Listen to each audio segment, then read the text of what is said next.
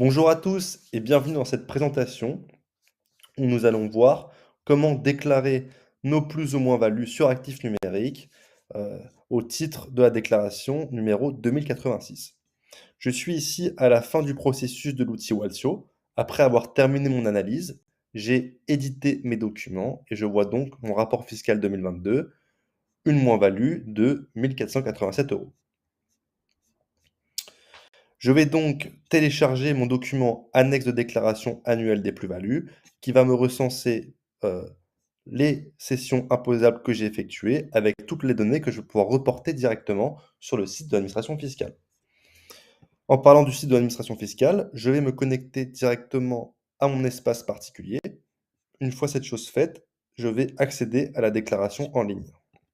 Donc vous allez avoir plusieurs étapes à franchir qui ne sont pas relatives aux crypto-monnaies, mais dès l'arrivée de l'étape 3 avec la déclaration de revenus, vous allez avoir plus-value et gains divers. Donc il faut cocher cette case.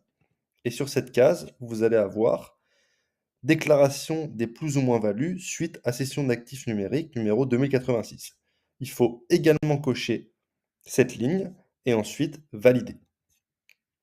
Vous allez avoir un peu plus loin dans les démarches, sur la gauche de votre écran, euh, plusieurs petits cadrans, dont le cadran numéro 2086 qui viendra s'ajouter suite à la validation de la ligne antérieure.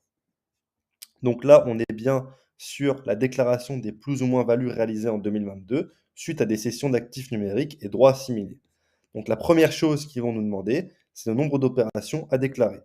Le nombre d'opérations imposables. Je vais regarder mon annexe de déclaration annuelle de plus-value et je vois ici qu'il y a deux cessions imposables.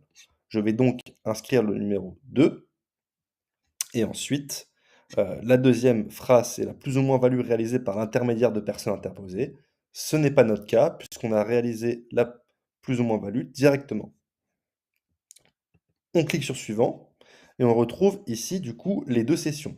Alors j'ai déjà pré-rempli, mais en fait, ça peut paraître un petit peu complexe, mais ce qu'il faut faire, c'est juste reprendre à chaque fois les numéros. Donc là, par exemple, vous voyez 211, date de la session, 212, valeur globale du portefeuille au moment de la session. Bah, si vous allez regarder dans l'index de déclaration annuelle de plus-value qui est fourni par Waltio, vous allez retrouver numéro 211, date de la session. Donc on voit que la première session, je l'ai effectuée le 25 novembre 2022 et que la deuxième session, je l'ai effectuée le 13 décembre 2022. Donc j'ai repris exactement cette date-là et j'ai fait la même chose pour le numéro 212 avec la valeur globale du portefeuille au moment de la session, etc. Une fois que vous avez inscrit tous les numéros, vous allez avoir la plus ou moins-value globale du déclarant. Donc moi, si on se rappelle, j'avais une moins-value de moins 1487 euros, ce qui concorde bien avec les chiffres que j'ai pu intégrer. Donc tout est OK. Je clique sur suivant. Je vois ici un récapitulatif du total des prix de cession réalisés au niveau du foyer fiscal. Donc ça, dans le rapport, on voit que la somme des transactions imposables est de 3 300 euros, hein. C'est la même somme qu'on retrouve ici. Et au niveau du montant de la moins-value, moins 1487 euros, moins 1487 euros. Donc, tout est OK. Je clique sur suivant. Je vois ici, c'est la dernière étape, que le report est activé. Je vois le montant 1487 euros. La case 3BN qui concerne du coup les moins-values. Si j'avais été en plus-value, ça aurait été la case 3AN. Et à partir de ce moment-là, ma déclaration est terminée. Les cessions imposables ont été déclarées.